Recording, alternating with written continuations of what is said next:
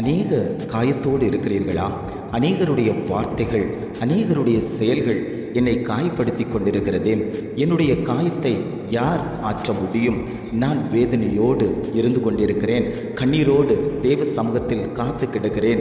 என்னுடைய காயங்கள் எப்பொழுது ஆற்றப்படும் என்று தேவ சமூகத்தை நோக்கி பார்த்து கொண்டிருக்கக்கூடிய ஒவ்வொருவரையும் பார்த்து ஆண்டவர் சொல்கிறார், உனக்கு ஆரோக்கியம் வரப்பண்ணி உன் காயங்களை நான் ஆற்றுவேன் என்று இன்றைய காலை பொழுதில் ஒவ்வொரு குடும்பத்தையும் பார்த்து ஆண்டவர் சொல்கிறார்.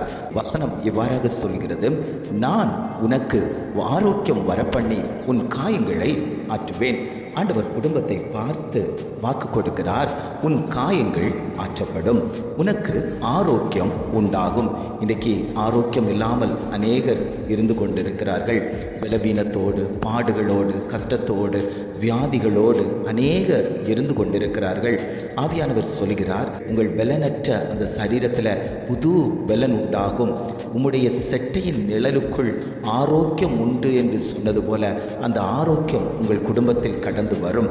கடினப்பட்டு வேலை செய்து உழைக்கிற பணமெல்லாம் விருதாவாய் மருத்துவமனைக்கும் வேறு காரியங்களுக்குமாய் போய்கொண்டிருக்கும் போது நான் அதிகமாய் பிரயாசப்படுகிறேன், என்னுடைய காரியத்தில் ஒரு ஜெயம் இல்லையே, என்னுடைய வியாதியில் ஒரு மாற்றம் இல்லையேன்னு சொல்லி அநேகர் வேதனையோடு, பாடுகளோடு, வருத்தத்தோடு இருந்து கொண்டிருக்கும் போது ஆண்டவர் சொல்லுகிறார், உங்களுக்கு ஆரோக்கியத்தை நான் கொடுப்பேன், உங்களுடைய காயங்கள் கட்டப்படும், நீங்கள் பலன் உள்ளவர்களாய் இருப்பீர்கள் என்று ஆவியானவர் குடும்பங்களை பார்த்து அவர் பேசிக்கொண்டிருக்கிறார்.